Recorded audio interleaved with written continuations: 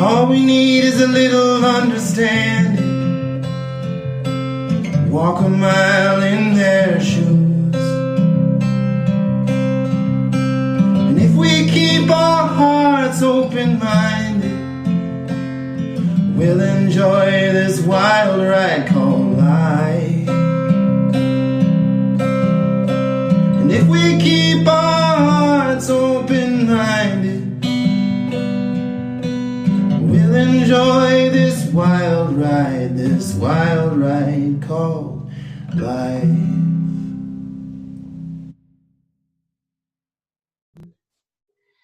Welcome everybody to another week of the Truth Behind podcast. Today's guest is Hayley Kelly, and she's coming to us from Sydney, Australia. I'm super excited because she is a clinical psychologist and a coach.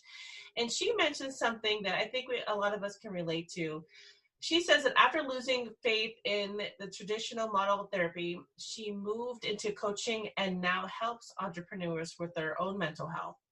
Her therapies and coaching incorporates expertise in the human mind and psyche, body-based interventions, and Eastern philosophical traditions such as mindfulness and meditation, plus a little sprinkle of woo-woo to unlock people's potential. So I love that. But thank you so much, Hayley. I'm so glad that we were able to connect. Me too. I'm really excited. Any opportunities to sort of talk to people who are like-minded, I think is just, makes my day.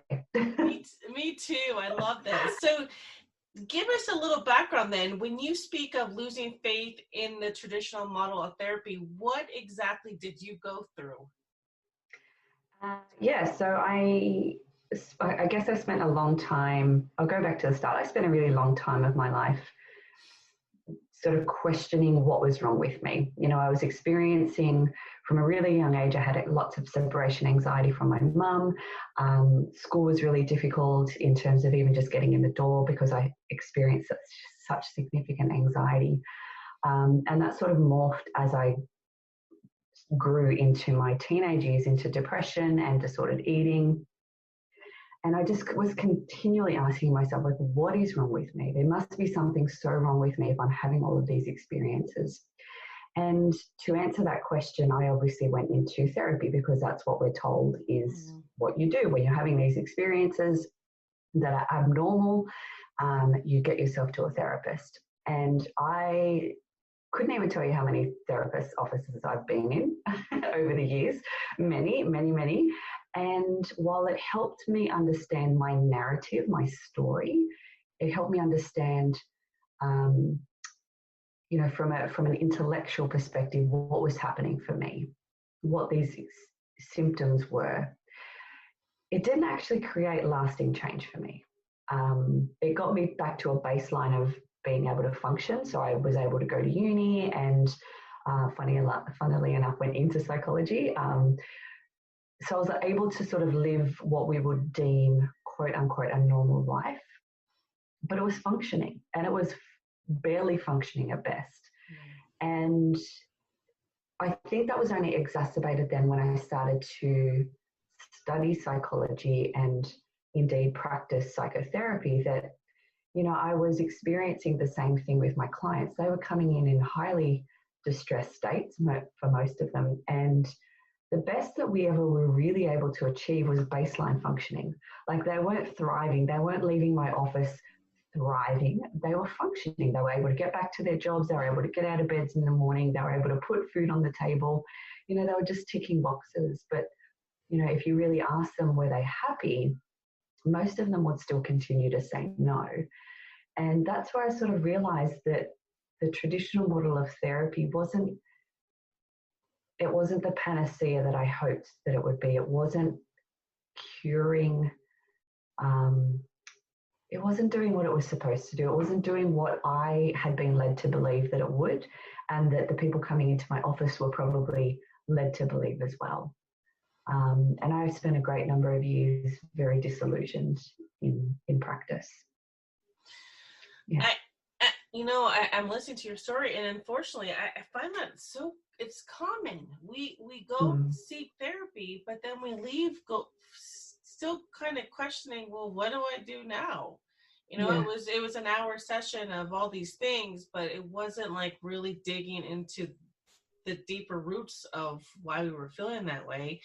And so when you went to therapy, did they offer you medication, and how do you feel about that? Because I know there are people out there. I mean, I've been on medication for years, but I almost feel like I know there's another way, but for some people, they'll take a medication and it doesn't work, and then they'll just keep changing medications. And I don't think that's always the right answer. So what's your opinion on that?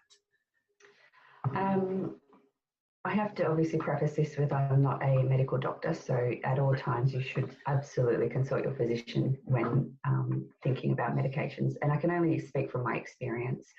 And my experience is that when I have engaged in the medical model of care, so when I've gone to my GP, my general practitioner, or my family doctor, I've been prescribed medication. And at a number of points during my life, those medications have probably been helpful getting me out of the very, very darkest pits of despair. But again, I've never experienced a medication moving me from a baseline of functioning to thriving. Like, it's got me back to where I can get out of bed again. It's got me back to where I can do the things that I'm supposed to be doing as a good citizen, but it hasn't cured me. And I think this speaks to the broader approach that we have in society of symptom management. We are very much in the business, and when I said we, I speak to that in terms of the medical industry, that we are in the business of not really treating, that we are not really moving people to cured, that we're actually more about band-aiding and symptom solution or symptom resolution. And I think that's what a lot of our medications tend to fall into the category of, is symptom management as opposed to cure. Right. No, I agree with you. It's just a temporary fix, I think, nowadays, and it doesn't. And that's just going back. I think we need to dig deeper and figure out what exactly is going on rather than just try to mask it. So you decided to go into psychology because tell us why. Why did you decide to do that?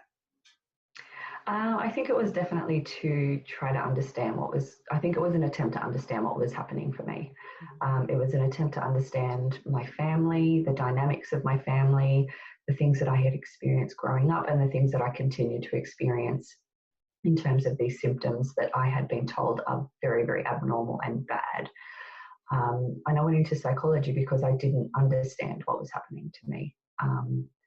I'm certainly what I would call an obsessive learner. I love to learn. I digest anything that I can, and it really doesn't matter what topic it's on. And I think that psychology almost offered that. Like, I need to learn how to understand myself better, how I can manage myself better, how I can be a better citizen at the end of the day.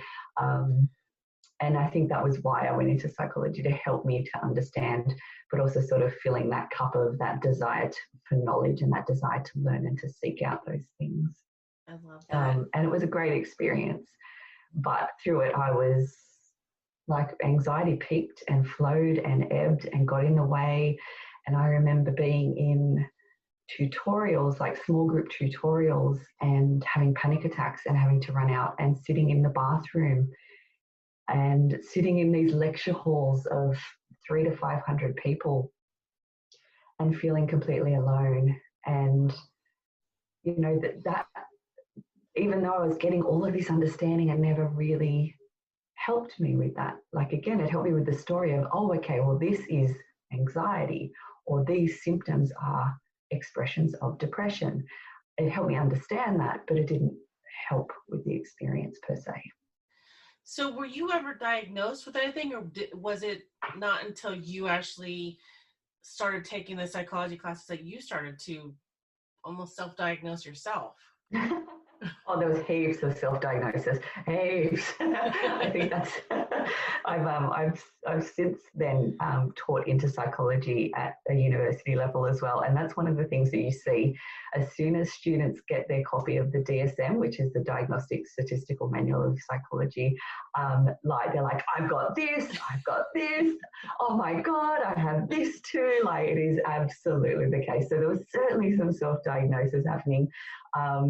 But I had also been diagnosed with general anxiety, so what we would call GAD, general anxiety disorder, which is basically like this throwall term of, oh, well, you have lots of different aspects of anxiety, but nothing really specific, so we're going to call it general anxiety, it felt like a massive cop-out. But I had definitely been diagnosed with that. And then later on, after the birth of my son, I experienced postnatal depression and was diagnosed at that point in time as well with postnatal depression. Oh my goodness. So now that you decided to go into coaching to help other people with their mental health, trying to think of the word now. How are you able to teach them? What lessons have you brought from your own life into the way that you're helping other people now? That's a beautiful question, because that's what we do, right? Whenever we move into these paths of helping people, usually it's from a place of knowing, from a place of experience. And that's very much how I operate as well, that I have been through the ringer. Like I went 12 rounds with therapy and traditional approaches to trying to help myself, and they worked me over. I came out bloodied and black and blue. And you know, one of my deepest passions is to, if I can, help people to not have to navigate the same road that I did. Like if I can step in at some point along their road to help them step out of that, then that's what gives me goosebumps. That's what gets me up in the morning. And what I learnt along the road is that the traditional model of care is not equipped to deal with lasting change. It's not equipped it's not a deliverable that they can guarantee in any shape, way or form. In many instances, it is not a deliverable. The return in investment is never going to be fixed, cured, flourishing, thriving, living your best life. And what I have learned is because many of the interventions are very head heavy. And what I mean by that is they very much about talking. Like, let's talk for 50 minutes about what's wrong with you. And then let's talk for another 50 minutes about what we can do with your head and with your intelligence to fix that thing, which doesn't work. And I can attest to that because I did it for like 20 years. It doesn't work. And that's where we get caught, because as a society, we've become so caught in our heads. And we see the body as just being this vehicle that carries our head around.